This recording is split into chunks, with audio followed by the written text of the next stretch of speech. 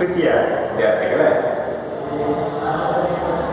ನಿನ್ನೆಯ ತರಗತಿಯಲ್ಲಿ 9ನೇ ತರಗತಿ ಪದ್ಯಪಾಠ ನೀರು ಕೊಡದ ನಾಡಿನಲ್ಲಿ ಎಂಬ ಪಾಠದ ಬಗ್ಗೆ ತಿಳ್ಕೊತಾ ಇದ್ದೀವಿ. ಎಷ್ಟು ಚೆನ್ನಾಗಿ ನೀವು ಅರ್ಥ ಮಾಡ್ಕೊಂಡಿದ್ದೀರಾ ಅಂತಕ್ಕಂತಹ ವಿಚಾರವಾಗಿ ನಿಮಗೊಂದೆರಡು ಪ್ರಶ್ನೆಗಳನ್ನು ಕೇಳ್ತೀನಿ ಮಕ್ಕಳೇ. ಆ ಪ್ರಶ್ನೆಗಳಿಗೆ ಸರಿಯಾದ ಉತ್ತರಗಳನ್ನು ನೀವು ನೀಡಬೇಕು.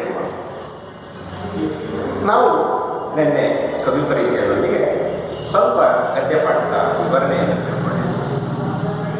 ನೇಮಿಚಂದ್ರ ಇವರು ಎಲ್ಲಿ ಜನಿಸಿದ್ರು ಮಕ್ಕಳೇ ಹೇಳಿ? ಎಲ್ಲಿ? ಚಿತ್ರದುರ್ಗದಲ್ಲಿ.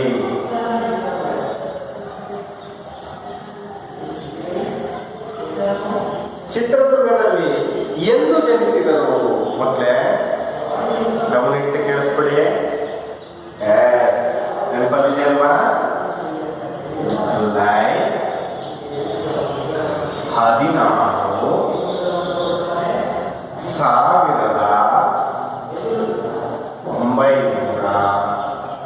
1959ರಲ್ಲಿ ಜನಿಸ್ತಾರೆ ಮಕ್ಕಳೇ. ಚೆನ್ನಾಗಿ ತಿಳ್ಕೊಂಡಿದ್ರಲ್ಲ? ಇವರು ಮೈಸೂರು, ಬೆಂಗಳೂರು ಕಾಲೇಜುಗಳಲ್ಲಿ ವಿದ್ಯಾಭ್ಯಾಸವನ್ನು ಮಾಡಿ ಬೆಂಗಳೂರಿನ ಒಂದು ಸಂಸ್ಥೆಯಲ್ಲಿ ಕೆಲಸ ನಿರ್ವಹಿಸ್ತಾ ಇರ್ತಾರೆ ಅಂತ ಹೇಳಿದ್ದೆ ಮಕ್ಕಳೇ ನಿಮಗೆ. ಯಾವುದದು? HAL company. HAL ಕಂಪನಿಯಲ್ಲಿ ಕಾರ್ಯವನ್ನು ನಿರ್ವಹಿಸ್ತಾ ಇರುವಂಥದ್ದು. ಕಾರ್ಯವನ್ನು ನಿರ್ವಹಿಸ್ತಾ ಅನೇಕ ರೀತಿಯ ಕನ್ನಡ ಚಿಂತನೆಗಳನ್ನು ಮಾಡ್ತಾ ಕಥೆಗಳು, ಕಥಾ ಸಂಕಲನಗಳು, ಪ್ರವಾಸ ಕಥನಗಳು, ಅಂಕಣ ಬರಹಗಳನ್ನು ಇವರು ಬರೆದಿದ್ದಾರೆ ಮಕ್ಕಳೇ. ಇವರ ಸಾಹಿತ್ಯ ಕೃಷಿಗೆ ಅನೇಕ ಪ್ರಶಸ್ತಿಗಳು ಸಿಕ್ಕಿದ್ದಾರೆ. ಅದರಲ್ಲಿ ಕೆಲವನ್ನ ನಿಮಗೆ ಹೇಳಿದ್ದಾರೆ. ಯಾವ್ಯಾವ ಪ್ರಶಸ್ತಿಗಳು ಸಿಕ್ಕಿದ್ದಾರೆ ಮಕ್ಕಳೇ ಅವರಿಗೆ? ಗಮನಿಸಿ ಹೇಳಿ. ಕರ್ನಾಟಕ ಸಾಹಿತ್ಯ ಪ್ರಶಸ್ತಿ,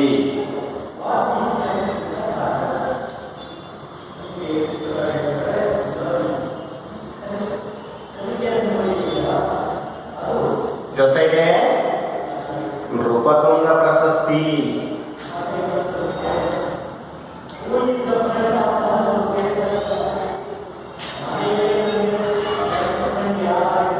ಮತ್ತೊಂದು ಸಿಕ್ಕಿದೆ ಮಕ್ಕಳೇ, ದಾನಕ್ಕೆ ಹೆಸರಾಗಿರ್ತಕ್ಕಂತಹ ಕವಿಯತ್ರಿ ಆಸ್ತಿಮಬ್ಬೆ, ಅಂತಿಮಬ್ಬೆ ಪ್ರಶಸ್ತಿ. ಈ ಪ್ರಶಸ್ತಿಗಳು ನೇಮಿಚಂದ್ರ ಅವರಿಗೆ ಸಿಕ್ಕಿದ್ದಾರೆ ಮಕ್ಕಳೇ. ಪ್ರಸ್ತುತ ಈ ನೀರು ಕೊಡದ ನಾಡಿನಲ್ಲಿ ಪಾಠಭಾಗವನ್ನ ಯಾವ ಕೃತಿಯಿಂದ ಆರಿಸಿಕೊಡಲಾಗಿದೆ ಮಕ್ಕಳೇ? ಯಾವುದರಿಂದ? ಬದುಕು ಬದಲಿಸಬಹುದು. ಬದುಕು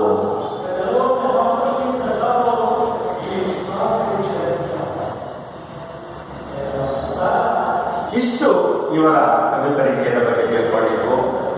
ನಿಮ್ಮೆಲ್ಲರಿಗೂ ಗೊತ್ತಿರ್ತಕ್ಕಂತಹ ವಿಚಾರ ಮಕ್ಕಳೇ, ವಿಶ್ವ ಜಾಗತೀಕರಣದ ಹೆಸರಿನಲ್ಲಿ ಪ್ರಕೃತಿಯಲ್ಲಿ ಸಿಗುವಂತಹ ಅನೇಕ ವಸ್ತುಗಳನ್ನು ಲಾಭವನ್ನು ಮಾಡೋದಕ್ಕೋಸ್ಕರ, ಹಣವನ್ನು ಗಳಿಸೋದಕ್ಕೋಸ್ಕರ ಪರಿವರ್ತಿಸಲ್ಪಟ್ಟಿದೆ ಮಕ್ಕಳೇ. ಇದು ಆತಂಕಕಾರಿಯ ವಿಚಾರ ಅಂತಕ್ಕಂಥದ್ದನ್ನು ನಿಮ್ಮ ಗಮನದಲ್ಲಿ ತರ್ತದೆ. ಭಾರತೀಯ ಸಂಸ್ಕೃತಿಯಲ್ಲಿ ಹೆಸರಾಗಿರ್ತಕ್ಕಂತಹ ಒಂದು ಮಾತು, ಬಳಲಿ ಬಂದವರಿಗೆ ನೀರು, ಹಸಿದು ಬಂದವರಿಗೆ ಅನ್ನವನ್ನಿಕ್ಕುವಂತಹ ಮೌಲ್ಯಯುಕ್ತ ಸಂಸ್ಕೃತಿಯನ್ನು ಒಳಗೊಂಡಿರ್ತಕ್ಕಂತಹ ನಾಡು ಭಾರತ. ಆದರೆ ಇವತ್ತು ವಿಶ್ವ ಜಾಗತೀಕರಣದ ಹೊಡೆತಕ್ಕೆ ಸಿಲುಕಿ ನಮ್ಮ ನಗರಗಳಿಂದ ಕೊಳ್ಳುಬಾಕತನವನ್ನು, ಲಾಭಪೂರ್ವತನವನ್ನು ಹುಟ್ಟಿಹಾಕಿ ವಿಶ್ವದ ಮಾರುಕಟ್ಟೆ ಆಗಲಿಕ್ಕೆ ಹೊರಟಿರ್ತಕ್ಕಂಥದ್ದು ಒಂದು ಅಪಾಯಕಾರಿ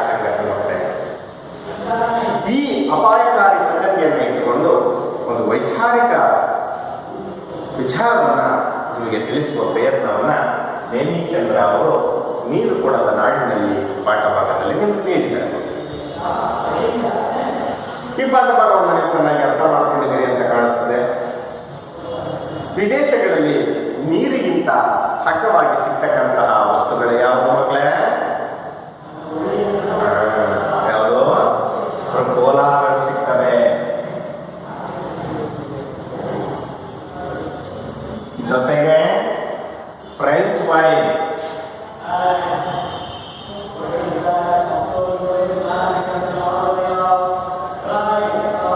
ಜೊತೆಗೆ ಬಿಯರ್ ಸಿಗುತ್ತೆ,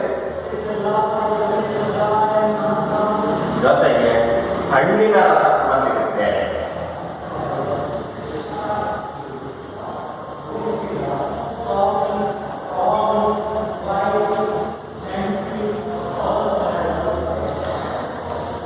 ಆದರೆ ಯುರೋಪ್ ಅಮೆರಿಕದಲ್ಲಿ ನೀರು ಕೊಡುವ ಸಂಪ್ರದಾಯ ಇಲ್ಲ, ಹಿಂದೆ ಇದ್ದೇನೋ ಅವರಿಗೆ ಗೊತ್ತಿಲ್ಲ. ಅದೇ ರೀತಿ ನಮ್ಮ ದೇಶಗಳಲ್ಲಿ ರೈಲು ನಿಲ್ದಾಣ, ವಿಮಾನ ನಿಲ್ದಾಣ, ಬಸ್ ನಿಲ್ದಾಣಗಳಲ್ಲಿ ಒಕ್ಕಟ್ಟೆಯಾಗಿ ಕುಡಿಯುವ ನೀರು ಸಿಗುತ್ತೆ ಮಕ್ಕಳೇ. ಆ ವಿದೇಶಗಳಲ್ಲಿ ಈ ವ್ಯವಸ್ಥೆ ಇಲ್ಲ ಮಕ್ಕಳೇ. ನಮ್ಮ ದೇಶದಲ್ಲಿ ದನಕರುಗಳು, ಪ್ರಾಣಿ ಪಕ್ಷಿಗಳು ಕುಡಿಲಿ ಅಂತ ಮನೆಯ ಗೋಡೆಗೆ ಹೊಂದಿಕೊಳ್ಳುವಂತೆ ತೊಟ್ಟಿಗಳನ್ನು ಕಟ್ಟಿ ನೀರನ್ನು ತುಂಬಿಸಿಟ್ಟಿರ್ತಾರೆ ಮಕ್ಕಳೇ. ಆದರೆ ಇದ್ಯಾವ ಸಂಸ್ಕೃತಿ ವಿದೇಶಗಳಲ್ಲಿ ಇಲ್ಲ. ಇವರು ವಿದೇಶಕ್ಕೆ ಹಾರುವುದಕ್ಕಿಂತ ಮುಂಚೆ ದೆಹಲಿಗೆ ಹೋದಂಥ ಸಂದರ್ಭದಲ್ಲಿ ಅವರ ಅತ್ತೆ ಮೈದನ ಮಕ್ಕಳಿಗೆ ಕೂಗಿ ಹೇಳ್ತಾರೆ ಮಕ್ಕಳೇ. ಕೇಳಿದಿರಲ್ಲ ಈ ಪದವನ್ನ? ಹೌದು, ಬೇಟಾ ತಾಯಾಜಿ ಆಯೇ ಹೈ ತಂಡ ಪಾನಿ ಪಿಲಾವೋ. ನಿಮ್ಮ ದೊಡ್ಡಮ್ಮ ಬಂದಿದ್ದಾರೆ ಮಗು, ಅವರಿಗೆ ಕುಡಿಯಲಿಕ್ಕೆ ತಂಪಾದ ನೀರು ಕೊಡು ಅಂತ ಹೇಳಿದಾಗ ಇವರ ಮನಸ್ಸು ಹಗುರ ಆಗುತ್ತೆ, ಖುಷಿಯಾಗುತ್ತೆ ಮಕ್ಕಳೇ. ಇವರು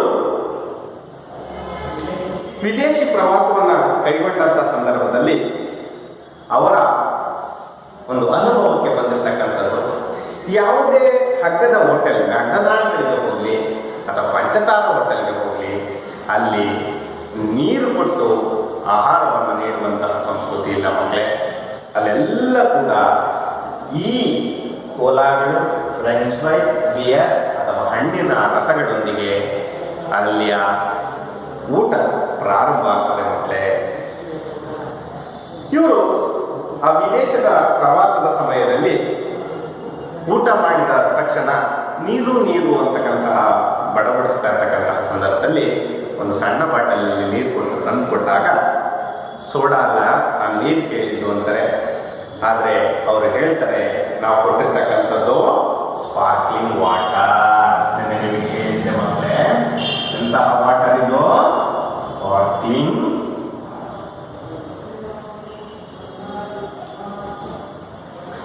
ಸ್ಪಾರ್ಕ್ಲಿಂಗ್ ವಾಟರ್.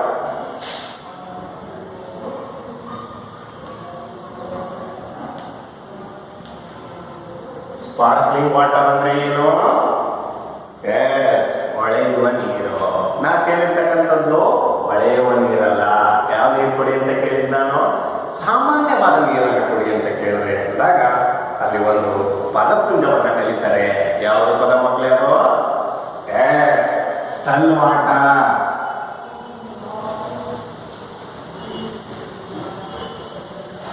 ಆ ದೇಶದಲ್ಲಿ ಸಾಮಾನ್ಯವಾದ ನೀರಿಗೆ ಸ್ಟಲ್ ವಾಟರ್ ಅಂತ ಕರೀತಾರೆ. ಆದರೂ ಕೂಡ ಆ ನೀರಿನಲ್ಲೂ ಏನಿತ್ತು ಮಕ್ಕಳೇ? ಸೋಡಾ ಇರುತ್ತೆ. ಯಾಕೆ ಈ ರೀತಿ ಅಂತ ಒಂದು ಯೋಚನೆ ಮಾಡಿದಾಗ ಅದಕ್ಕೆ ಉತ್ತರ ಹೊಡೆಯೋದೇನೋ ಕಷ್ಟ ಆಗಿರೋದಿಲ್ಲ ಮಕ್ಕಳೇ. ಇದು ಒಂದು ರೀತಿ ಸೈಕಾಲಜಿಕಲ್ ವಾರ್ಫೇರ್, ಮಾನವನೊಂದಿಗೆ ಯುದ್ಧ ಮಾಡ್ತಕ್ಕಂಥದ್ದು, ಮಾನವನ ಮನಸ್ಸಿನ ಜೊತೆ ಯುದ್ಧ ಮಾಡ್ತಕ್ಕಂಥದ್ದು. ಯಾಕೆ ಈ ಜಾಹೀರಾತುಗಳ ಮೂಲಕ ಕೋಲಾಗಳನ್ನ ಕುಡಿಯಲಿಕ್ಕೆ ಹೇಗೆ ಪ್ರೇರೇಪಿಸ್ತಾರೆ ಅನ್ನೋದನ್ನ ನಿಮಗೆ ಹೇಳಿದ್ವು. ಅಮೆರಿಕದಲ್ಲಿ ದೊಡ್ಡ ಬಾಟಲಿನ ಕೋಲಾಗೆ ಕೇವಲ 0.99 ಬೆಲೆ, ಆದರೆ ಅದಕ್ಕಿಂತ ಚಿಕ್ಕ ಗಾತ್ರದ ನೀರಿನ ಬಾಟಲ್ಗೆ ಹೆಚ್ಚು ಬೆಲೆ. ಹಾಗಾಗಿ ಅಲ್ಲಿಯ ಜನ ಯಾವುದನ್ನ ಅನುಸರಿಸ್ಕೊಂಡು ಹೋಗ್ತಾ ಇದ್ದಾರೆ ಅಂದ್ರೆ ಆ ಕೋಲಾರೊಂದಿಗೆ ಅವರ ಜೀವನದ ಊಟದ ಪ್ರಾರಂಭ ಆಗುವ ರೀತಿ ಅವರ ಜೀವನವನ್ನ ಸರಿದೂಗಿಸ್ಕೊಂಡಿದ್ದಾರೆ. ಹೀಗೆ ಅವರು ಮುಂದುವರೆದು ಹೇಳ್ತಾರೆ, ವಿದೇಶದ ಮನೆಗಳಲ್ಲಿ ನಲ್ಲಿಯಲ್ಲಿ ಬರುವ ನೀರನ್ನು ಯಾರು ಕುಡಿತಿರಲಿಲ್ಲ ಮಕ್ಕಳೇ. ಅದನ್ನು ಕುಡಿದ್ರೆ ಸಾಯೋದಿಲ್ಲ, ಆದರೂ ಬಾಟಲಿಯಲ್ಲಿ ಇರ್ತಕ್ಕಂತಹ ನೀರನ್ನ ಶುದ್ಧ ಅಂತ ಅಲ್ಲಿಯ ಜನ ಭಾವಿಸ್ಕೊಂಡಿದ್ದಾರೆ ಮಕ್ಕಳೇ.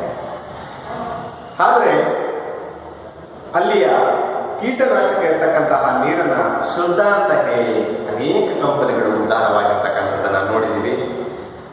ಅದು ಮರಳುತನ ಅಂತ ಅವರು ಭಾವಿಸ್ತಾರೆ. ಆ ಮರಳುತನ ಅದಾಗಲೇ ನಮ್ಮ ದೇಶಕ್ಕೂ ಕೂಡ ಕಾಲಿಟ್ಟಿದೆ, ಅದರಲ್ಲಿ ಯಾವುದೇ ರೀತಿಯ ಅನುಮಾನ ಇಲ್ಲ ಮಕ್ಕಳೇ. ನಮ್ಮ ದೇಶದಲ್ಲಿ ಎಳನೀರು, ಮಜ್ಜಿಗೆ, ಪಾನಕ, ಕಬ್ಬಿನ ಹಾಲು, ತಾಜಾ ಹಣ್ಣಿನ ರಸ ಇವೆಲ್ಲವನ್ನ ತೊರೆದು ಏನನ್ನ ಕುಡಿಯೋದಕ್ಕೆ ಪ್ರಾರಂಭ ಮಾಡ್ತೀವಿ ಮಕ್ಕಳೆಲ್ಲ. ಹೋದ ತಕ್ಷಣ ಕೋಕಾ-ಕೋಲಾ ಕೊಡಿ, ಪೆಪ್ಸಿ ಕೊಡಿ, ಥಮ್ಸ್ ಅಪ್ ಕೊಡಿ, ಮೆರಿಂಡಾ ಕೊಡಿ ಅಂತಕ್ಕಂಥದ್ದನ್ನ ನಾವು ಕೇಳ್ತಾ ಇದ್ದೀವಿ ಮಕ್ಕಳೇ. ಆದ್ರೆ ವೈಯಕ್ತಿಕ ಒಂದು ಪ್ರವಾಸದಲ್ಲಿ ಇವರಿಗೆ ಈ ತರದ ಸಮಸ್ಯೆಗಳು ಬಂದಿರಲಿಲ್ಲ ಮಕ್ಕಳೇ. ಆದರೆ ಇವರು ಹೋಗಿದ್ದಂಥದ್ದು ಕಚೇರಿ ಕೆಲಸದ ಮೇಲೆ. ಹಾಗಾಗಿ ಇವರಿಗೆ ಸ್ವಲ್ಪ ಕಷ್ಟ ಆಗಿದೆ. ಆ ಫೈಲ್ಗಳನ್ನ ಒಂದು ಕಡೆಯಿಂದ ಇನ್ನೊಂದು ಕಡೆಗೆ ತಗೊಂಡು ಹೋಗುವಂತಹ ಸಂದರ್ಭದಲ್ಲಿ ಇವರನ್ನು ನೀರನ್ನು ತುಂಬಿಕೊಂಡು ಹೋಗ್ಲಿಕ್ಕೆ ಸಾಧ್ಯ ಆಗ್ತಿರ್ಲಿಲ್ಲ. ಹಾಗಾಗಿ ಇವರು ಬಾಟಲಿಯ ನೀರು ಹಿಡಿದು ಹೋಗುವುದು ಸಾಧ್ಯವಾಗಿತ್ತು ಅಂತ ಅವರ ಅನುಭವದ ಮಾತನ್ನ ಹೇಳ್ಕೊತಾ ಮುಂದುವರೆದ ಭಾಗವನ್ನ ಗಮನಿಸೋಣ. ಕೊಳ್ಳುಬಾಕತನ, ಲಾಭಕೋರತನದ ರೋಗಗಳು ಸಾಂಕ್ರಾಮಿಕವಾಗಿ ಎಲ್ಲ ನೆಲದಲ್ಲೂ ಹರಡಿ ಭಾರತಕ್ಕೂ ಲಗ್ಗೆ ಇಟ್ಟಿವೆ ಎಂದು ತೀರ ಇತ್ತೀಚಿನ ದಿನದಲ್ಲಿ ಗಾಢವಾಗಿ ನಮ್ಮೆಲ್ಲ ಅನುಭವ ಮಾಡಿದೆ. ಸಂಸ್ಕೃತಿಯ ಮೇಲೆ ದಾಳಿ ಎನ್ನುವಾಗ ನನಗೆ ಫಾದರ್ಸ್ ಡೇ, ವ್ಯಾಲೆಂಟೈನ್ಸ್ ಡೇ ಆಚರಿಸುವುದು ಅಷ್ಟು ದೊಡ್ಡ ಅನಾಹುತವಾಗಿ ಕಾಣುವುದಿಲ್ಲ. ಈ ಹೊಸ ದಿನಗಳೆಲ್ಲ ಹೊಕ್ಕಿದ ಪ್ರೀತಿಯ ಘಟಕವಲ್ಲ. ಗಿಫ್ಟ್, ಗ್ರೀಟಿಂಗ್ ಕಾರ್ಡ್ ಮಾರುವ ಹೊಸ ಹುನ್ನಾರಗಳೆಂದು ಸರ್ವರಿಗೂ ವೇದ್ಯವಾಗಿದೆ. ಆದರೆ ನನಗೆ ಗಾಬರಿ ಹುಟ್ಟಿಸುವುದು ನಮ್ಮ ಭಾರತೀಯ ಸಂಸ್ಕೃತಿಯ ಬುನಾದಿಯನ್ನು, ಜೀವನ ಶೈಲಿಯನ್ನು, ನಂಬಿಕೆಗಳನ್ನು, ಮೌಲ್ಯಗಳನ್ನು, ಸಂಸ್ಕೃತಿಯ ಬುನಾದಿಯನ್ನು ಅಲುಗಿಸುವ ಕೊಳ್ಳುಬಾಕತನ, ಅಗತ್ಯಗಳಲ್ಲಿ ನಡೆದು ಹೋಗುತ್ತಿದ್ದ ಬದುಕು ಇಂದು ಬೇಕುಗಳ ತಲೆಗೆ ಬಿದ್ದಿದೆ. ಸರ್ಕಾರಿ ಕಾಲೇಜಿನ ಪ್ರೊಫೆಸರ್ ಮತ್ತು ಪ್ರಾಂಶುಪಾಲರಾದ ನಮ್ಮ ತಂದೆಗೆ ಕಾಲೇಜಿಗೆ ಸೈಕಲ್ನಲ್ಲಿ ಹೋಗುವುದು ಅಪಮಾನಕರವಾಗಿ ಕಂಡಿರಲೇ ಇಲ್ಲ. ಕೊಂಡ ಒಂದು ವಸ್ತುವನ್ನು ಬದುಕಿಡಿ ಬಳಸುವ ಪರಿಪಾಠಬೇಕು. ಇಂದು ಶಾಲೆಯಲ್ಲಿಯೇ ಬೈಕು ಬೇಕು ಎನ್ನುವ ಮಗ, ಇಂತಹದ್ದೇ ಬ್ರಾಂಡಿನ ಶೂ ಬೇಕು ಎನ್ನುವ ಮಕ್ಕಳು, ಮಾರುತಿ ಕಾರಿದ್ದರೆ ಸ್ಯಾಂಟ್ರೋ ಬೇಕು ಎಂದು ಓಡುವ ಹಿರಿಯರು, ಮಾರುಕಟ್ಟೆಗೆ ಬಂದದ್ದೆಲ್ಲವೂ ಬೇಕುಗಳನ್ನು ಅಗತ್ಯಗಳಾಗಿ ಹಾಗೂ ಅತ್ಯಗತ್ಯಗಳಾಗಿ ಬಲು ಜಾಣತನದಿಂದ ಬದಲಿಸುವ ಜಾಹೀರಾತುಗಳು ಮತ್ತೆ ಮತ್ತೆ ಬಿತ್ತರಿಸುತ್ತವೆ. ಆರಾಮ, ಐಷಾರಾಮದ ಅಪ್ಪಟ ಅನಗತ್ಯದ ವಸ್ತುಗಳನ್ನು ಇವಿಲ್ಲದೆ ಬದುಕಿಲ್ಲ ಎಂಬಂತೆ ಬಿಂಬಿಸುತ್ತಾರೆ. ಡಿವೋಡರೆಂಟ್ ಹಾಕಿಕೊಳ್ಳದೇ ಇದ್ದರೆ ತಾನು ನಾಟ ಬಡಿಯುತ್ತೇನೆ ಎಂಬಷ್ಟು ಕೀಳರಿಮೆಯನ್ನು ಹುಟ್ಟಿಸಬಲ್ಲದು. ಕೊನೆಗೆ ಎಲ್ಲವೂ ನಿಮ್ಮನ್ನು ಕೊಳ್ಳುವಂತೆ ಪ್ರೇರೇಪಿಸುತ್ತದೆ. ಗಮನಿಸಿ ಮಕ್ಕಳೇ, ಕೊಳ್ಳುವಾಕತನ, ಲಾಭಕೋರತನ ಇವೆರಡೂ ಕೂಡ ಸಾಂಕ್ರಾಮಿಕ ರೋಗಗಳಂತೆ ಇಡೀ ವಿಶ್ವವನ್ನೇ, ಅದರ ಜೊತೆಗೆ ಭಾರತಕ್ಕೂ ಕೂಡ ಲಗ್ಗೆ ಇಟ್ಟಿದೆ. ಭಾರತವು ಇದಕ್ಕೆ ಹೊರತಾಗಿಲ್ಲ ಮಕ್ಕಳೇ. ಅವರಿಗೆ ತೀರಾ ಇತ್ತೀಚಿನ ದಿನಗಳಲ್ಲಿ ಗಾಢವಾಗಿ ನಮ್ಮೆಲ್ಲರಿಗೂ ಅನುಭವವಾಗಿದೆ ಅಂತ ಹೇಳ್ತಾ ಹೋಗ್ತಾರೆ. ಸಂಸ್ಕೃತಿಯ ಮೇಲೆ ದಾಳಿ ಆಗ್ತಾ ಇದೆ, ನಮ್ಮ ಭಾರತೀಯ ಸಂಸ್ಕೃತಿಯ ಮೇಲೆ ದಾಳಿ ಆಗ್ತಾ ಇದೆ ಮಕ್ಕಳೇ. ನಾವು ಇಂದಿನ ಕಾಲದಲ್ಲಿ ಯಾವ ದಿನಗಳ ಆಚರಣೆಯನ್ನ ಮಾಡ್ತಿರ್ಲಿಲ್ಲ, ಆದರೆ ಇವತ್ತು ನಾವು ಎಲ್ಲ ಆಚರಣೆಗಳನ್ನ ಮಾಡ್ತಾ ಇದ್ದೀವಿ. ಅದರಲ್ಲಿ ಮದರ್ಸ್ ಡೇ,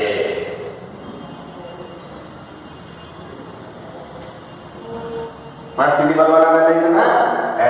ಅದರ ಜೊತೆಗೆ ಫಾದರ್ಸ್ ಡೇ,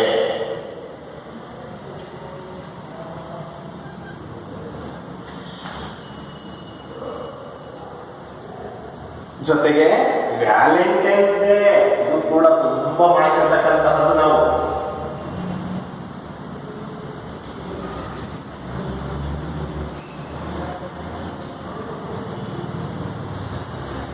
ಇವೆಲ್ಲವನ್ನ ಆಚರಿಸ್ಕೊಂಡು ಬರ್ತಾ ಇದ್ವಿ. ದೊಡ್ಡ ಅನಾಹುತವೇನಾಗಿ ನಮಗೆ ಕಾಣ್ತಾ ಇಲ್ಲ. ಅದರ ಮುಂದುವರೆದು ನೋಡಿ, ಹೊಸ ಹೊಸ ದಿನಗಳೆಲ್ಲ ಉಕ್ಕಿದ ಪ್ರೀತಿಯ ನೋಟಗಳೆಲ್ಲ.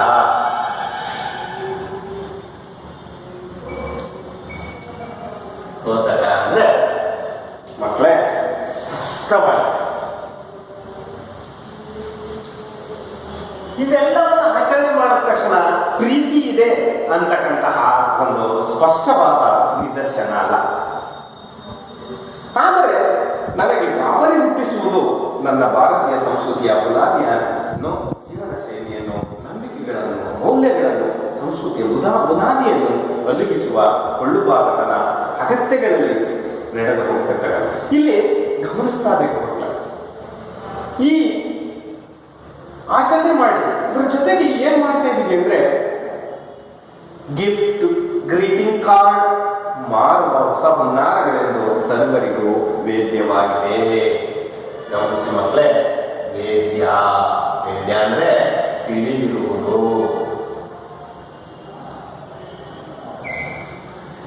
ಇವುಗಳ ಆಚರಣೆಯ ನೆಪದೊಂದಿಗೆ ನಾವು ಏನನ್ನ ಮಾಡ್ತಾ ಇದ್ರೆ ಗಿಫ್ಟ್ ಕೊಡ್ತಕ್ಕಂಥದ್ದು, ಗ್ರೀಟಿಂಗ್ಸ್ ಕಾರ್ಡ್ಗಳನ್ನ ಕೊಡ್ತಕ್ಕಂಥದ್ದು ಮಾಡ್ತಾ ಇದೀವಿ. ಅದು ಕೊಳ್ಳುಬಾಕತನ ಮತ್ತು ಲಾಭಪೂರತನಕ್ಕೆ ಏನನ್ನ ಮಾಡಿಕೊಟ್ಟಿದೆ, ದಾರಿಯನ್ನ ಮಾಡಿಕೊಟ್ಟಿದೆ. ನಮ್ಮ ಹಿಂದೆ ಈ ಯಾವ ಆಚರಣೆಗಳು ಇರಲಿಲ್ಲ ಮಕ್ಕಳೇ. ಆದ್ರೆ ಇವತ್ತು ಭಾರತೀಯ ಆ ಸಂಸ್ಕೃತಿಯನ್ನೇ, ಬುನಾದಿಯನ್ನೇ, ಜೀವನ ಶೈಲಿಯನ್ನೇ, ನಂಬಿಕೆಗಳನ್ನೇ, ಅಂತಹ ಮೌಲ್ಯಗಳನ್ನೇ, ಹಿರಿಯರಿಗೆ ಕೊಟ್ಟಿದ್ದಂತಹ ಗೌರವಗಳನ್ನೇ ನಾವೇನ್ ಮಾಡ್ತಾ ಇದ್ದೀವಿ ಇವತ್ತು ಈ ಒಂದು ಕೊಳ್ಳುಬಾಕತನ ಮತ್ತು ಲಾಭಪೂರತನ ತಮ್ಮ ಬದುಕನ್ನ ಬದಲಾಯಿಸುವುದರ ಮಟ್ಟಿಗೆ ನಡೀತಾ ಇದೆ ಮಕ್ಕಳೇ. ಇವತ್ತು ಏನಾಗಿದೆ ಅಂದ್ರೆ ಬೇಕುಗಳ ಬಲೆಗೆ ಬಿದ್ದಿದ್ದೀವಿ ಮಕ್ಕಳೇ. ನಮಗೀಗ ಬೇಕೇ ಬೇಕು. ಒಂದು ಮನೆಯಲ್ಲಿ ಯಾವಾಗಲೂ ದೊಡ್ಡದವರು ಟಿವಿ ತಂದಿದ್ದಾರೆ ಅಂದ್ರೆ ನಮ್ಮ ಮನೆಗೆ ಬೇಕು. ಒಂದು ಫ್ರಿಡ್ಜ್ ಬಂದಿದೆ ಅಂದ್ರೆ ನಮ್ಮ ಮನೆಗೆ ಬೇಕು. ಹೀಗೆ ಬೇಕುಗಳ ಬಲೆಗೆ ಬಿದ್ದುಬಿಟ್ಟಿದ್ದೀವಿ ಮಕ್ಕಳೇ ನಾವು. ಅದಕ್ಕೆ ಒಂದು ಸಣ್ಣ ಉದಾಹರಣೆಯನ್ನ ಇಂದಿನ ಕಾಲಕ್ಕೂ ಈಗಿನ ಕಾಲಕ್ಕೂ ವಿವರಣೆಯನ್ನು ಕೊಡ್ತಾ ಹೇಳ್ತಾರೆ ಮಕ್ಕಳೇ. ನೇಮಿಚಂದ್ರ ಅವರು ಸರ್ಕಾರಿ ಕಾಲೇಜಿನಲ್ಲಿ ಪ್ರೊಫೆಸರ್ ಆಗಿ ಮತ್ತು ಪ್ರಾಂಶುಪಾಲರಾಗಿದ್ದಂತಹ ಅವರ ತಂದೆ ಕಾಲೇಜಿಗೆ ಸೈಕಲ್ ನಲ್ಲಿ ಹೋಗ್ತಿದ್ದಂತೆ ಮಕ್ಕಳು. ಆ ಸೈಕಲ್ ನಲ್ಲಿ ಹೋಗ್ತಕ್ಕಂಥದ್ದು ಕಾಲೇಜಿನ ಪ್ರಾಂಶುಪಾಲರಿಗೂ ಕೂಡ ಅಪಮಾನಕರವಾಗಿರಲಿಲ್ಲ. ಕಾಲೇಜಿನ ಇವತ್ತಿನ ಪ್ರಿನ್ಸಿಪಾಲರ್ ಮಿನಿಮಮ್ ಅನ್ನು ಕಾರಲ್ಲಿ ಹೋಗ್ಬೇಕು. ಅದು ಒಂದು ಅವರ ಒಂದು ಹುದ್ದೆಗೆ ಗೌರವ ಸಿಗ್ತಕ್ಕಂಥದ್ದು ಅಂತಕ್ಕಂತಹ ಭಾವನೆಗಳಿದೆ. ನಾವಾದ್ರೂ ಅಷ್ಟೇ ಶಿಕ್ಷಕರಾಗಿರ್ತಕ್ಕಂಥವ್ರು ಯಾರು ಕೂಡ ಸೈಕಲ್ ನಲ್ಲಿ ಬರೋದಕ್ಕೆ ಕೀಳರಿಮೆ ಅಥವಾ ಹಿಂಜರಿಕೆಯನ್ನು ಮಾಡ್ತೀವಿ, ಅಥವಾ ನಮಗೇನೋ ಯಾರು ಆಡ್ಕೋತಾರೆ ಅಂತಕ್ಕಂತಹ ಮನೋಭಾವನೆ ಕೂಡ ಇದೆ. ಏನ್ ಜೀವನ ಮಾಸ್ಟರ್ ಅಂತ ಅನ್ನಬಹುದು. ಹೀಗೆ ಎಲ್ಲ ರೀತಿಯ ಕಲಸದ ಒಂದು ಮನಸ್ಥಿತಿಯಲ್ಲಿ ನಾವು ಯಾವ ಒಂದು ಬಲೆಗೆ ಬಿದ್ದಿದ್ದೀವಿ, ಬೇಕುಗಳ ಬಲೆಗೆ ಬಿದ್ದಿದ್ದೀವಿ ಮಕ್ಕಳೇ. ನೋಡಿ, ಅವರು ಪ್ರೊಫೆಸರ್ ನೇಮಿಚಂದ್ರ ಅವರ ತಂದೆ ಪ್ರೊಫೆಸರ್ ಆಗಿದ್ರು. ಆ ಪ್ರೊಫೆಸರ್ ಆಗಿದ್ರು ಕೂಡ ಕಾಲೇಜಿಗೆ ಬೈಸಿಕಲ್ ನಲ್ಲಿ ಹೋಗ್ತಿದ್ರಂತೆ. ಅವರಿಗೆ ಅದು ಅಪಮಾನಕರವಾಗಿ ಕಾಣಲೇ ಇಲ್ಲ. ಅಂದ್ರೆ ಇದರ ಅರ್ಥ ಏನಪ್ಪ ಅಂದ್ರೆ, ಒಂದು ವಸ್ತುವನ್ನ ಕೊಂಡ್ಕೊಂಡ್ರೆ ಆ ಬದುಕಿಡಿ ಆ ವಸ್ತುವನ್ನ ಬಳಸುವಂತಹ ಪರಿಪಾಠ ನಮ್ಮ ಹಿಂದಿನ ಕಾಲದಲ್ಲಿ ಸೈಕಲ್ ತಗೊಂಡ್ರೆ ಅದು ಪೂರ್ತಿ ತಮ್ಮ ಜೀವನದ ಪರ್ಯಂತ ಇರ್ತಿತ್ತು ಮಕ್ಕಳೇ. ಅದು ರಿಪೇರಿ ಬರೋದು ಮತ್ತೆ ಅದನ್ನೆಲ್ಲ ಮಾಡ್ಕೊಂಡು ಅವ್ರ ಜೀವನ ಪೂರ್ತಿ ಅದು ಮುಂದನ್ನೇ ಬಳಸೋದು. ಆದ್ರೆ ಇವತ್ತು ನಾವು ಆಗಿಲ್ಲ ಮಕ್ಕಳೇ. ಹೇಗಿದ್ದೀವಿ, ಹೇಗೆಲ್ಲ ಬದಲಾವಣೆಗಳಾಗಿದೆ ಅಂದ್ರೆ, ಕೊಂಡ ಒಂದು ವಸ್ತುವನ್ನು ಬದುಕಿಗೆ ಬಳಸುವಂತಹ ಪರಿಪಾಠ ಹಿಂದಿನವರಲ್ಲಿತ್ತು. ಇವತ್ತಿನ ಮಕ್ಕಳಲ್ಲಿ ಶಾಲೆಯ ಮೆಟ್ಟಿಲು ಹೇಳಿದ್ದಾನೆ, ಅವನು ಹೈಸ್ಕೂಲ್ ಅಲ್ಲಿ ಓದ್ತಾ ಇದ್ದಾನೆ ಅಂದ್ರೆ ಅವನಿಗಾಗಲೇ ಯಾವ ಅವಶ್ಯಕತೆ ಇದೆ ಅನ್ನುವ ರೀತಿ ನಡ್ಕೋತಾ ಇದ್ದಾನೆ, ಬೈಕಿನ ಅವಶ್ಯಕತೆ ಇದೆ ಅನ್ನುವ ರೀತಿಯಲ್ಲಿ ನಡ್ಕೋತಾ ಇದ್ದಾನೆ. ಜೊತೆಗೆ ಶೂಗಳನ್ನ ನೋಡ್ತೀವಿ, ಅದಕ್ಕೆ ಬ್ರಾಂಡೆಡ್ ಶೂ, ರಿಬಾಕ್ ಶೂ ಅಂತ ಈ ರೀತಿ ಬೇರೆ ಬೇರೆ ಒಂದು ಕಂಪನಿಗಳ ಶೂ ತುಂಬಾ ಒರಿಜಿನಲ್ ಅನ್ನುವ ರೀತಿಯಲ್ಲಿ ಬಿಂಬಿಸ್ತಾರೆ ಅಡ್ವರ್ಟೈಸ್ ಅವರು. ಅದನ್ನು ನೋಡುವಂತ ಮಕ್ಕಳು ನನಗೆ ಇಂತಹ ಕಂಪನಿಯ ಶೂ ಬೇಕೇ ಬೇಕು ಅಂತಕ್ಕಂತಹ ಹಠವನ್ನ ಹಿಡಿಯುವಂತಹ ಪ್ರವೃತ್ತಿ ನಾವು ಕಾಣ್ತಾ ಇದ್ದೀವಿ. ಆಕಸ್ಮಿಕವಾಗಿ ಈಗಾಗಲೇ ಮನೆಗಳಲ್ಲಿ ಮಾರುತಿ ಕಾರ್ ಇದೆ ಅಂತ ಅನ್ಕೊಳ್ಳಿ. ಆದ್ರೆ ಅದಕ್ಕಿಂತ ಚೆನ್ನಾಗಿ ಬಂದಿರತಕ್ಕಂತಹ ಶಾಂತ್ರೋಕಾರ ಬೇಕು. ಶಾಂತ್ರೋಕಾರ ಇದ್ರೆ ಸಿಫ್ಟ್ ಬೇಕು, ಸಿಫ್ಟ್ ಇದ್ರೆ ಇಂಡಿಕಾಯಿ, ಹೀಗೆ ಬೇರೆ ಬೇರೆ ಕಾರ್ ಬೇಕು ಅನ್ನುವ ಮನಸ್ಥಿತಿ ಇವತ್ತಿನ ನಮ್ಮ ಹಿರಿಯರನ್ನು ಕೂಡ ಮೂಡ್ತಾ ಇದೆ. ಮತ್ತೆ ಮಾರುಕಟ್ಟೆಗೆ ಬಂದದ್ದೆಲ್ಲವೂ ಬೇಕು. ಇವತ್ತು ಯಾವ್ದಾದ್ರು ಹೊಸ ಕಂಪನಿ ಹೊಸ ಅಡ್ವರ್ಟೈಸ್ ತೋರಿಸ್ತು ಅಂದ್ರೆ ಅದು ಬೇಕು ಅನ್ನೋಷ್ಟರ ಮಟ್ಟಿಗೆ ನಮ್ಮ ಜನ ಇವತ್ತು ಆಲೆ ಪರಿಪಾಠಕ್ಕೆ ನಿಂತು ಬಿಟ್ಟಿದ್ದಾರೆ. ಬೇಕುಗಳನ್ನು ಅಗತ್ಯಗಳಾಗ್ತಾರೆ. ಅಗತ್ಯ ಬೇಕೇ ಬೇಕು ಅನ್ನೋಷ್ಟರ ಮಟ್ಟಿಗೆ, ಅಗತ್ಯಗಳ ಅತ್ಯಗತ್ಯಗಳು ಬೇಕೇ ಬೇಕು ಅನ್ನೋಷ್ಟರ ಮಟ್ಟಿಗೆ ಜಾಣದಿಂದ ಬದಲಿಸುವ ಜಾಹೀರಾತುಗಳು ಮತ್ತೆ ಮತ್ತೆ ವಿತರಿಸ್ತವೆ. ನಮಗೆ ಅದನ್ನು ತೋರಿಸಿದ ತಕ್ಷಣ ಇದರಲ್ಲಿ ಈ ತರ ಫೀಚರ್ ಇದೆ, ಇದರಲ್ಲಿ ಈ ತರ ಗುಣಗಳಿದೆ, ಇದು ಅದಕ್ಕಿಂತ ಭಿನ್ನವಾಗಿದೆ, ಈಗೆಲ್ಲವನ್ನ ತೋರಿಸಿ ಇದರಲ್ಲಿ ಇನ್ನೂ ನಿಮಗೆ ಸೇಫ್ಟಿ ಇದೆ, ಏನಾದರೂ ಒಂದು ಬಿತ್ತರಿಸ್ತಾರೆ ಮತ್ತೆ ಜಾಹೀರಾತು. ಅದನ್ನು ನೋಡಿದ ತಕ್ಷಣ ಇದು ಸರಿ ಇಲ್ಲ, ಈ ಹೊಸದು ಸರಿ ಇದೆ ಅನ್ನೋಷ್ಟರ ಮಟ್ಟಿಗೆ ನಿಮಗೆ ಬಿಂಬಿಸ್ತಾರೆ. ಆಗ ನಾವು ಹಳೆಯದನ್ನು ಬಿಟ್ಟು ಹೊಸದರ ಕಡೆ ಗಮನವನ್ನ ಹರಿಸ್ತೀವಿ. ಆರಾಮಾಗಿದ್ರೆ ಐಷಾರಾಮದ ಅಪ್ಪಟ ಅನಗತ್ಯ ವಸ್ತುಗಳನ್ನು ಇವಿಲ್ಲದೆ ಬದುಕಿಲ್ಲ ಎಂಬಂತೆ ಬಿಂಬಿಸುತ್ತಾರೆ. ಅಡ್ವರ್ಟೈಸ್ಗಳಲ್ಲಿ, ಜಾಹೀರಾತುಗಳಲ್ಲಿ ಅವಿಲ್ಲ ಅಂದ್ರೆ ನೀವು ಬದುಕೋದಕ್ಕೆ ಸಾಧ್ಯ ಇಲ್ಲ ಅನ್ನುವಷ್ಟರ ಮಟ್ಟಿಗೆ ಬಿಂಬಿಸ್ತಾರೆ. ಹೇಗೆ ಒಂದು ಸಣ್ಣ ಉದಾಹರಣೆ ಕೊಟ್ಟಿದ್ದಾರೆ. ಡಿವೋಡ್ರೆಂಟ್ ನೋಡಿದ್ರಲ್ವಾ, ರೆಕ್ಸೋನಾ ಅಂತಕ್ಕಂತಹ ಒಂದು ಸೆಂಟ್ ಅಥವಾ ಒಂದು ಡಿವೋಡ್ರೆಂಟ್ ಬೆವರನ್ನ ಓಡಿಸುವಂತಹ ಒಂದು ಸೆಂಟ್, ಅದನ್ನ ಹಾಕ್ತಾರೆ. ಡಿವೋಡ್ರೆಂಟ್ ಅಂತ ಹೇಳ್ತೀವಿ, ಬೆವರದಂತೆ ಹಾಕೊಳ್ತಕ್ಕಂತಹ ಒಂದು ಸುಗಂಧ. ಹಾಕಿಕೊಳ್ಳದಿದ್ದರೆ ತಾವು ನಾಟ ಪಡೆಯುತ್ತೇವೆ ಎಂಬಂತೆ ಕೀಳರಿಮೆಯನ್ನ ಹುಟ್ಟಿಸುವುದಲ್ಲ. ಅವನು ಹಾಕಿ ತೋರಿಸಿದಾಗ ಯಾವುದೋ ಹೆಣ್ಣು ಮಗಳು ಬಂದು ಕಳೆದಿರ್ಬೋದು, ಆದರೆ ಹಾಕದೇ ಇದ್ದಾಗ ಯಾರು ಬರೋದಿಲ್ಲ ಹತ್ರ ಅನ್ನುವ ರೀತಿ ಜಾಹೀರಾತನ್ನು ತೋರಿಸ್ತಾರೆ. ಆಗ ನಮಗೆ ಏನು ಅನ್ಸುತ್ತೆ, ಅದು ಹಾಕೊಂಡ್ರೆ ಮಾತ್ರ ನಾವು ನಾಟ ಪಡೆಯೋದಿಲ್ಲ ಅನ್ನುವಷ್ಟರ ಮಟ್ಟಿಗೆ ಜಾಹೀರಾತು ಕಾಣಿಸ್ತದೆ ಮಕ್ಕಳೇ. ಆಗ ನಾವು ಅದನ್ನು ಕೊಂಡುಕೊಳ್ಳುವ ಪ್ರಯತ್ನವನ್ನ ಮಾಡ್ತೀವಿ. ಇದು ಕೊಳ್ಳುವಂತೆ ನಮ್ಮನ್ನು ಏನ್ ಮಾಡುತ್ತೆ, ಪ್ರೇರೇಪಿಸುತ್ತದೆ. ಹೌದಲ್ವಾ? ನಾವು ಈ ತರದ ಒಂದು ಸ್ಥಿತಿಗೆ ಬಂದಿದೀವಲ್ಲ ಇವತ್ತು. ಹೌದು, ನಮ್ಮ ಮುಖಕ್ಕೆ ಪೇರೆಂಟ್ ಅನ್ನ ಹಾಕ್ತೀವಿ, ಸಂತೂರ್ ಸೋಪ್ಗಳನ್ನ ಹಾಕ್ತೀವಿ, ಇವೆಲ್ಲವನ್ನ ಬಳಸ್ತಾನೆ ಇದೀವಿ. ಆದ್ರೆ ಯಾರು ಕೂಡ ನಾವು ಜಾಹೀರಾತಿನಲ್ಲಿ ಬಂದ ಮುಖದ ರೀತಿ ಮುಖ ಆಗಿಲ್ಲ ಮಕ್ಕಳೇ. ಅಂದ್ರೆ ಜಾಹೀರಾತುಗಳು ನಿಮ್ಮನ್ನ ಆಕರ್ಷಣೆ ಅಂತ ಕೊಂಡೊಯ್ತಾ ಇದೆ ಹೊರತು ಅದರಿಂದ ಯಾವ ಪರಿಣಾಮವೂ ಆಗಿಲ್ಲ. ಮುಂದೆ ಕೆಲವು ವರ್ಷಗಳ ಹಿಂದೆ ದಿನಪತ್ರಿಕೆಯಲ್ಲಿ ಓದಿದ್ದೆ. ಜನಪ್ರಿಯ ಹೋಟೆಲಿನ ಮಾಲೀಕರೊಬ್ಬರು ಬರೆದಿದ್ದರು. ತಂಪು ಪಾನೀಯದ ಕಂಪನಿಯೊಂದು ಆತನನ್ನು ಸಂಪರ್ಕಿಸಿ, ನೀವು ಗ್ರಾಹಕರಿಗೆ ಬಂದೊಡನೆ ನೀರು ಕೊಡುವುದನ್ನು ನಿಲ್ಲಿಸಿದರೆ ಇಷ್ಟು ಹಣ ಕೊಡುವುದಾಗಿ ಹೇಳಿದ್ದಂತೆ. ಈಗಾಗಲೇ ಬೆಂಗಳೂರಿನಲ್ಲೂ ನನಗೆ ನೀರು ಕೊಡದ ಸಂಸ್ಕೃತಿಯ ಅನುಭವವಾಗಿದೆ. ಮಹಾತ್ಮ ಗಾಂಧಿ ರಸ್ತೆಯ ಬಾಂಬೆ ಬಜಾರ್ ಎದುರಿನ ಪುಟ್ಟ ಜಾಯಿಂಟ್ನಲ್ಲಿ ನಾನು ಮತ್ತು ಮಗಳು ಕುಳಿತಿದ್ದೆ. ಇಲ್ಲಿ ನೀರು ತಂದಿಡಲಿಲ್ಲ. ಐಸ್ ಕ್ರೀಮ್ ತಿಂದ ನಾವು ನೀರು ಬೇಕು ಎಂದು ಕೇಳಿದೆವು. Mineral water? ವೇಟರ್ ಪ್ರಶ್ನಿಸಿದ. ಇಲ್ಲಪ್ಪ, ಸಾಮಾನ್ಯ ನೀರು ಎಂದು. ಮಾಯವಾದ ವೇಟರ್ 15 ನಿಮಿಷಕ್ಕಾದರೂ ಬರಲೇ ಇಲ್ಲ. ಕಾದು ಕಾದು ಸುಸ್ತಾಗಿ ಕೊನೆಗೆ ಕೌಂಟರಿಗೆ ಹೋಗಿ ಬಿಲ್ಲು ಕೊಟ್ಟು ಹೊರಬಿದ್ದೆವು. ಅದೇ ವೇಟರ್ ಪುಟ್ಟ ಪುಟ್ಟ ಬಾಟಲಿಗಳಲ್ಲಿ ಮಿನರಲ್ ವಾಟರ್ಗಳನ್ನು ಬೇರೆ ಬೇರೆ ಮೇಜಿಗೆ ಸರಬರಾಜು ಮಾಡುವುದು ಕಂಡಿತು. ಮಿನರಲ್ ವಾಟರ್ ಎಂದು ಅವರು ಕೇಳುವ ಭಂಗಿ ಭಾವ ಹೇಗಿರುತ್ತದೆ ಎಂದರೆ, ನಿಮಗೆ ಆರ್ಡಿನರಿ ವಾಟರ್ ಎಂದು ಕೇಳಲು ಹಿಂಜರಿಕೆಯಾಗಬೇಕು.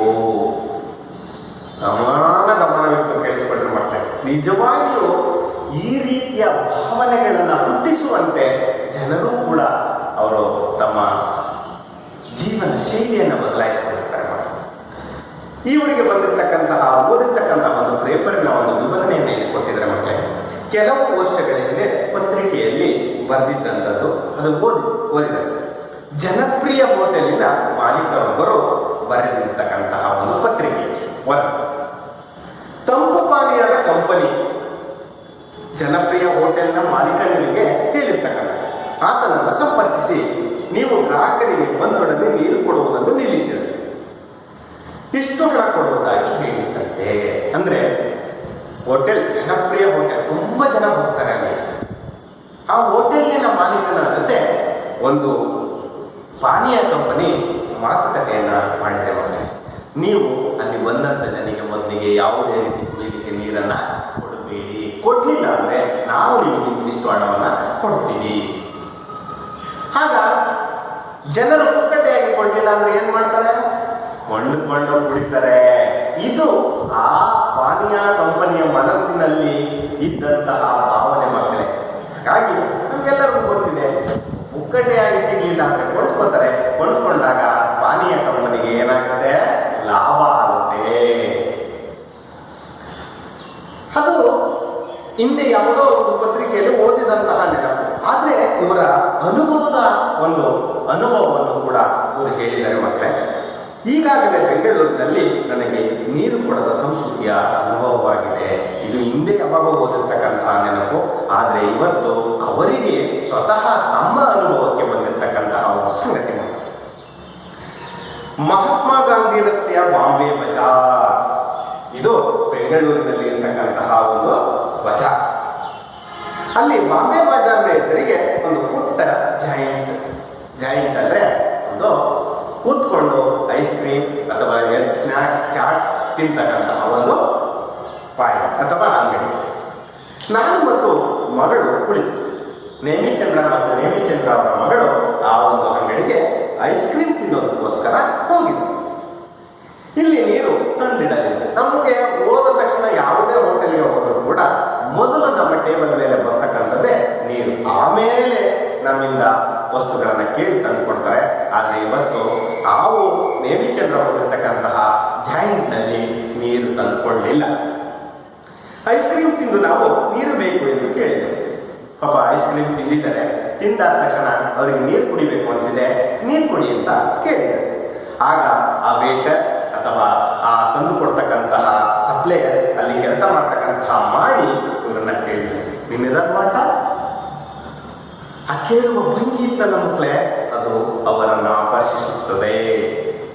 ಆಗ ಇವರು ಯೋಚನೆ ಮಾಡಿಲ್ಲ, ಇಲ್ಲಪ್ಪ ಸಾಮಾನ್ಯ ನೀರು, ದುಡ್ಡು ಕೊಡೋದಲ್ಲ, ಸಾಮಾನ್ಯ ನೀರು ಅಂತ ಕೇಳಿದ್ರು.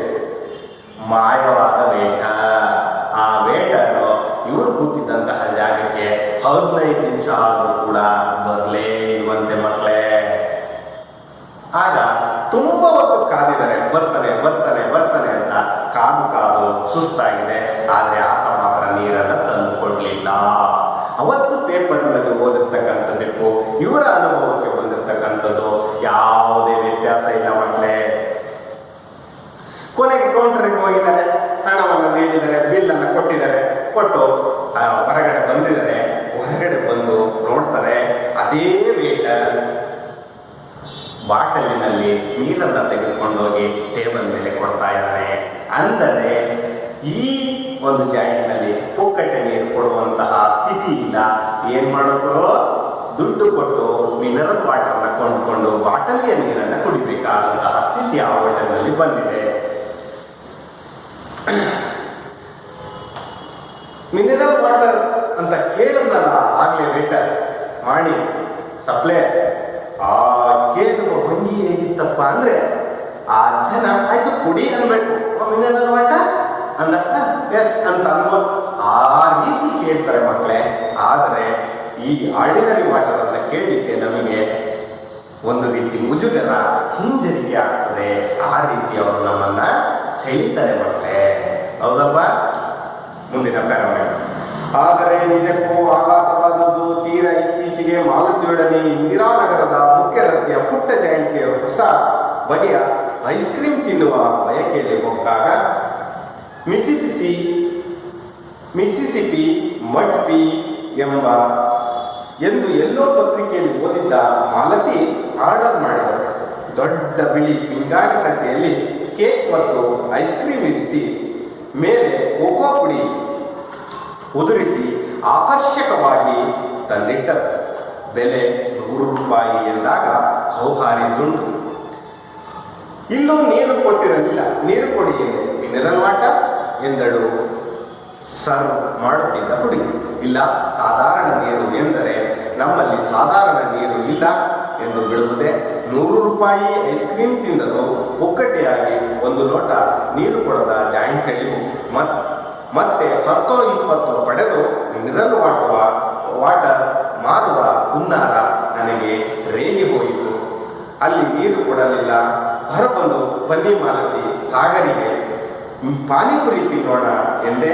ಎದುರಿಗೊಂದು ಸಾಗರ್ ಹೋಟೆಲ್ ಇತ್ತು. ನುಗ್ಗಿದೆವು. ಕುಳಿತೊಡನೆ ವೇಟರ್ ಬಂದು 4 ಲೋಟ ನೀರು ತಂದಿದ್ದ. ಭಾರಿ ಬಾಯಲ್ಲ, ಬರೀ ಬಾಯಲ್ಲ, ಮನಸ್ಸು ತಂಪಾಯಿತು. ಮಕ್ಕಳೇ, ಎಷ್ಟು ಸುಂದರವಾದಂತಹ ಒಂದು ಅವರಿಗೆ ಅನುಭವಕ್ಕೆ ಬಂದಿರತಕ್ಕಂತಹ ಸಂಗತಿ. ಅವರಿಗೆ ಮೊದಲ ಅನುಭವಕ್ಕಿಂತ ಇದು ಹೆಚ್ಚು ಆಘಾತಕಾರಿಯಾಗಿರ್ತಕ್ಕಂಥದ್ದು. ಅಲ್ಲಿ ವೇಟರ್ ಬರಲೇ ಇಲ್ಲ ಕೇಳಿದ ತಕ್ಷಣ. ಇಲ್ಲಿ ಏನಾಗಿದೆ, ಆರ್ಡಿನರಿ ನೀರೇ ಇಲ್ಲ ಅಂತಕ್ಕಂತಹ ಒಂದು ಮಾಹಿತಿಯನ್ನು ಹೇಳಿದಾಗ ಇವರಿಗೆ ನಿಜವಾದ ಒಂದು ಆಘಾತ ಆಗಿದೆ, ನೋವಾಗಿದೆ. ಮಕ್ಕಳೇ, ತೀರಾ ಇತ್ತೀಚೆಗೆ ಅಂದ್ರೆ ತುಂಬಾ ಹೊಸದು, ಇತ್ತೀಚೆಗೆ ಮಾಲತಿ ಅಂತಕ್ಕಂತಹ ಸ್ನೇಹಿತರೊಡನೆ ಇಂದಿರಾನಗರದಲ್ಲಿರ್ತಕ್ಕಂತಹ ಒಂದು ಮುಖ್ಯ ರಸ್ತೆಯ ಪುಟ್ಟ ಜಾಗಕ್ಕೆ ಹೋಗಿದ್ದಾರೆ. ಹೊಸ ಬಗೆಯ ಐಸ್ ಕ್ರೀಮ್ ತಿನ್ನುವ ಬಯಕೆಯಲ್ಲಿ ಹೋಗ್ತಾರೆ. ಅಲ್ಲಿ ಯಾವುದೋ ಪೇಪರ್ನಲ್ಲೋ, ಯಾವುದೋ ಪುಸ್ತಕದಲ್ಲೋ, ಯಾವುದೋ ಅಡ್ವರ್ಟೈಸಲ್ಲೋ ಓದಿರ್ತಕ್ಕಂತಹ ಒಂದು ಐಸ್ ಕ್ರೀಮ್ನ ಹೆಸರೇನಪ್ಪ ಅಂದ್ರೆ ಮಿಸಿಸಿಪಿ.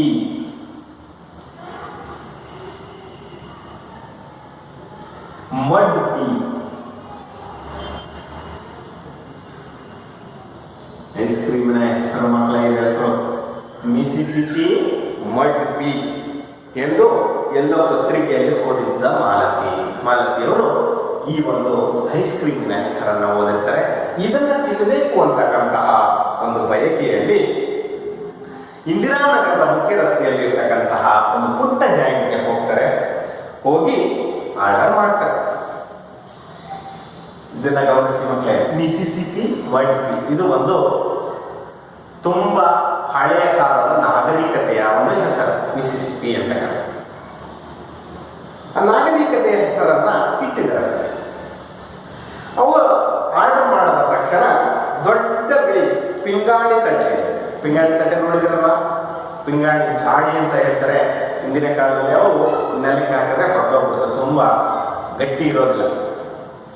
ಆ ಥರದ ಒಂದು ತಟ್ಟೆ ಪಿಂಗಾಣಿ ಅಂತಕ್ಕಂಥದ್ದು. ಅದರಿಂದ ತುಂಬ ಪಾತ್ರೆಗಳನ್ನ, ನಮ್ಮ ಮಣ್ಣಿನ ಪಾತ್ರೆಗಳನ್ನ ಮಾಡ್ತೀವಿ. ಇವಾಗೆಲ್ಲ ನಾವು ಮಣ್ಣಿನ ಪಾತ್ರೆಗಳನ್ನು ಬಳಸೋದು ಕಡಿಮೆ ಆಗಿದೆ. ಹಿಂದಿನ ಕಾಲದಲ್ಲಿ ಈ ಉಪ್ಪಿನಕಾಯಿಗಳನ್ನ ಇಡ್ಲಿಕ್ಕೆ ಬಳಸ್ತಿದ್ರು ಇದನ್ನ, ಪಿಂಗಾಣಿ ಭರಣಿಗಳನ್ನ. ಈ ಪಿಂಗಾಣಿ ತಟ್ಟೆಯಲ್ಲಿ ಕೇಕ್ ಮತ್ತು ಐಸ್ ಕ್ರೀಮ್ ಇರಿಸಿ ಮೇಲೆ ಕೋಕೋದ ಒಂದು ಪುಡಿ, ಮಿಂಚುವ ಪುಡಿಗಳನ್ನ ಹಾಕಿದ್ದಾರೆ ಮಕ್ಕಳೇ, ಅಷ್ಟೇ. ಉದುರಿಸಿ ಆಕರ್ಷಕವಾಗಿ ತಂದಿರ್ತಾರೆ. ಬೆಲೆ ಎಷ್ಟಪ್ಪ ಅಂದ್ರೆ ₹3.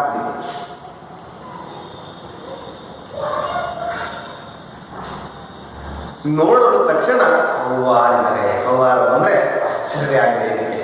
ನೋಡಿ, ಏನೂ ಇಲ್ಲ, ಒಂದು ಪಿಂಗಾಣಿ ತಟ್ಟೆಯಲ್ಲಿ ಒಂದು ಕಡೆಗೆ ಐಸ್ ಕ್ರೀಮ್, ಇನ್ನೊಂದು ಕಡೆಗೆ ಕೇಕ್ ಇಟ್ಟಿದ್ದಾರೆ. ಮೇಲೆ ಸ್ವಲ್ಪ ಕೋಕೋ ಪುಡಿಯನ್ನ ಇಟ್ಟು ಸ್ವಲ್ಪ ಆಕರ್ಷಕವಾಗಿ ತಂದು ಕೊಟ್ಟಿದ್ದಾರೆ.